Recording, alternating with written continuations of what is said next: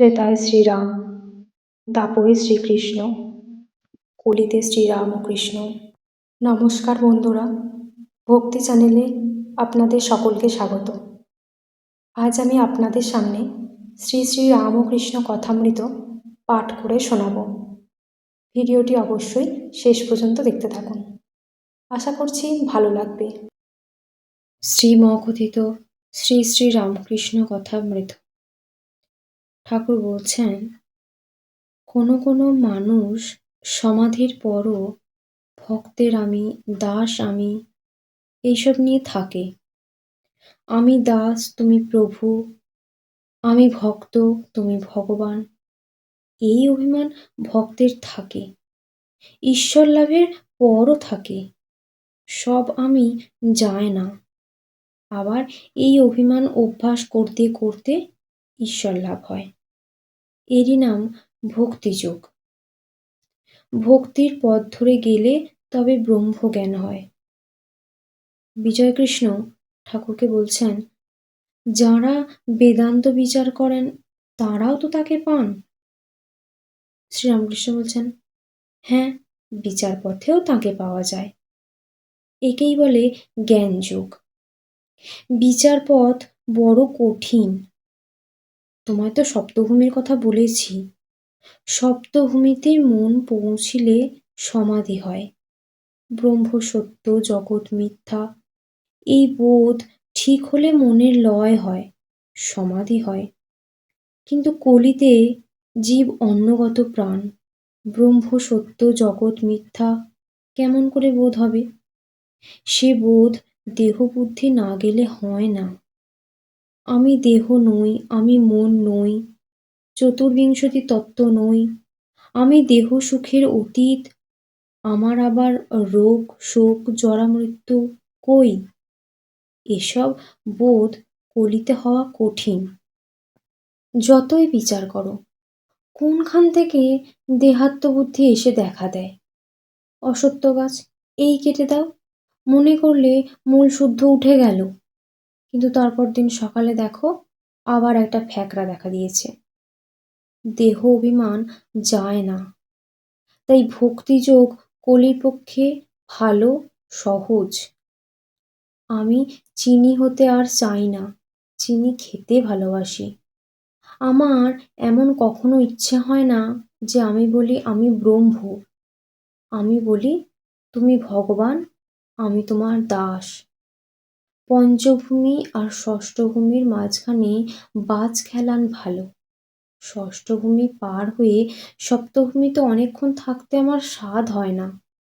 আমি তাঁর নাম গুণগান করব, এই আমার সাধ। সেব্য সেবক ভাব খুব ভালো। আর দেখো, গঙ্গারই ঢেউ, কিন্তু কেউ বলে না ঢেউয়ের গঙ্গা। আমিই সেই, এই অভিমান ভালো নয়। দেহাত্মবুদ্ধি থাকতে যে এ অভিমান করে তার বিশেষ হানি হয়, এগুতে পারে না, ক্রমে অধঃপতন হয়। পরকে ঠকায়, আবার নিজেও ঠকে, নিজের অবস্থা বুঝতে পারে না। ঠাকুর বলছেন, কিন্তু ভক্তি অমনি করলে ঈশ্বরকে পাওয়া যায় না। প্রেম ভক্তি না হলে ঈশ্বর লাভ হয় না। প্রেম ভক্তির আরেকটি নাম রাগ ভক্তি। প্রেম অনুরাগ না হলে ভগবান লাভ হয় না। ঈশ্বরের উপর ভালোবাসা না এলে তাকে লাভ করা যায় না।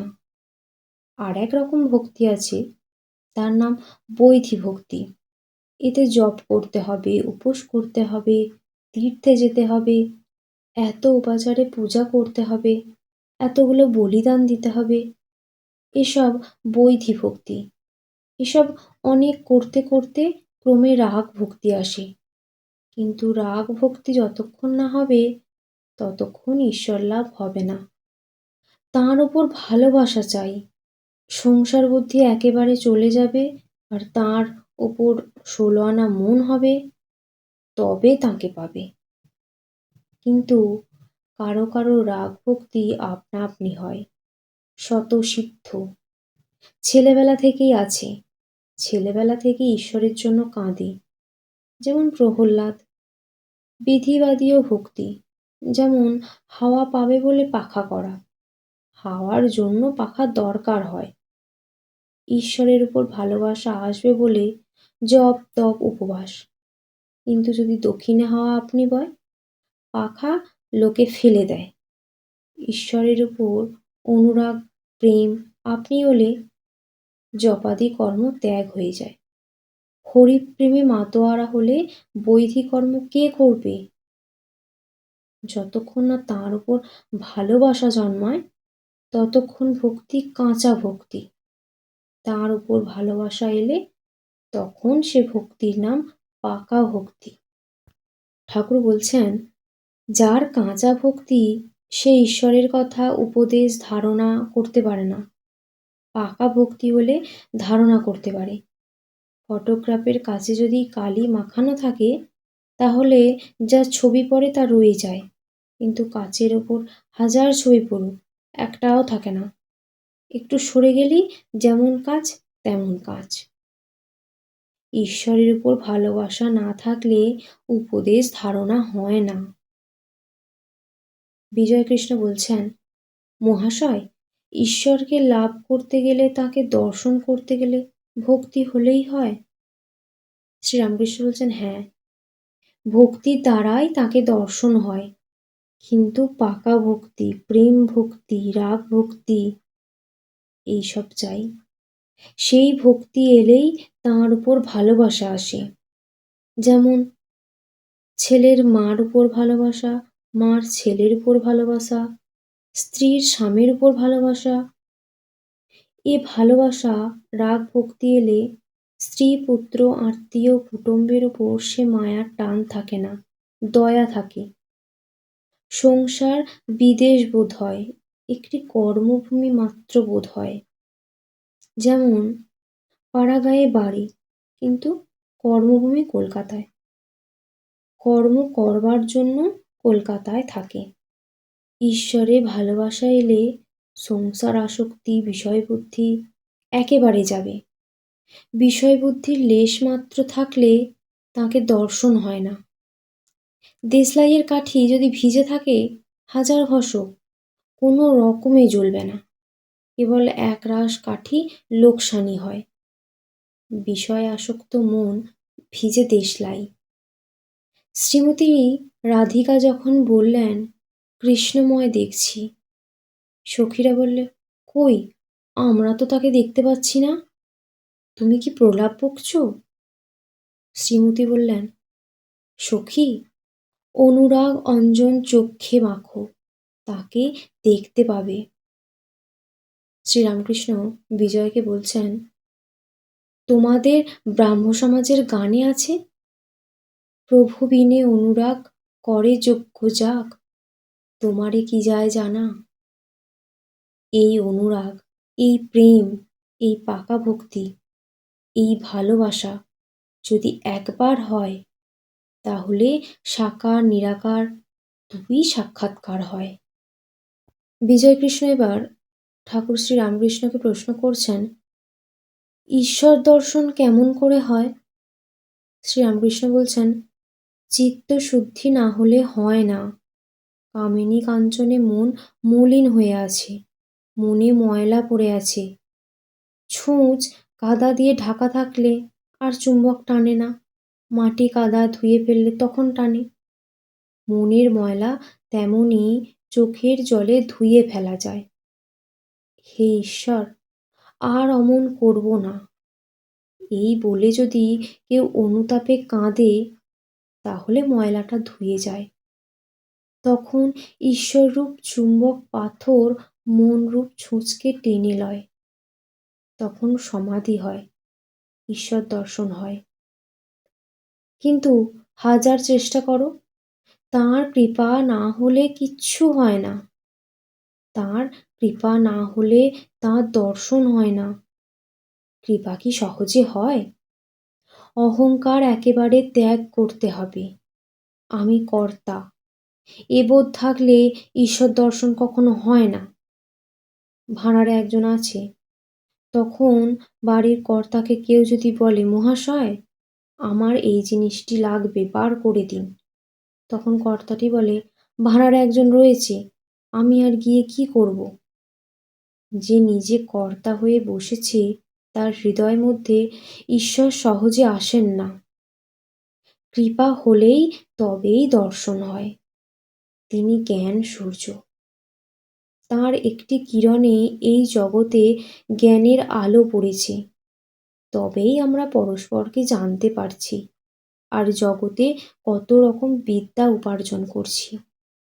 তাঁর আলো যদি একবার তিনি নিজে তার মুখের উপর ধরেন, তাহলে তাঁর দর্শন লাভ হয়। ঠাকুর বলছেন, তাহলে শোনো, সার্জেন্ট সাহেব রাত্রে আঁধারে লণ্ঠন হাতে করে বেড়ায়। তার মুখ কেউ দেখতে পায় না, কিন্তু ওই আলোতে সে সকলের মুখ দেখতে পায় আর সকলে পরস্পরের মুখ দেখতে পায়। যদি কেউ সার্জেন্টকে দেখতে চায়, তাহলে তাকে প্রার্থনা করতে হয়, বলতে হয়, সাহেব কৃপা করে একবার আলোটি নিজের মুখের উপর ফিরাও, তোমাকে একবার দেখি। সেই রকমই ঈশ্বরকে প্রার্থনা করতে হয়, ঠাকুর কৃপা করে জ্ঞানের আলো তোমার নিজের উপর একবার ধরো, আমি তোমায় দর্শন করি। ঘরে যদি আলো না জ্বলে, সেটি দারিদ্র্যের চিহ্ন। তাই হৃদয় মধ্যে জ্ঞানের আলো জ্বালতে হয়। জ্ঞানদীপ জেলে ঘরে ব্রহ্মময়ীর মুখ দেখো না। বিজয়কৃষ্ণ সঙ্গে ওষুধ আনিয়াছেন, ঠাকুরের সম্মুখে সেবন করিবেন। ঔষধ জল দিয়া খাইতে হয়। ঠাকুর জল আনাইয়া দিলেন। ঠাকুর অহেতুক কৃপা সিন্ধু। বিজয় গাড়ি ভাড়া, নৌকা ভাড়া দিয়ে আসিতে পারেন না। ঠাকুর মাঝে মাঝে লোক পাঠাইয়া দেন, আসতে বলেন। এবার বলরামকে পাঠাইয়াছিলেন।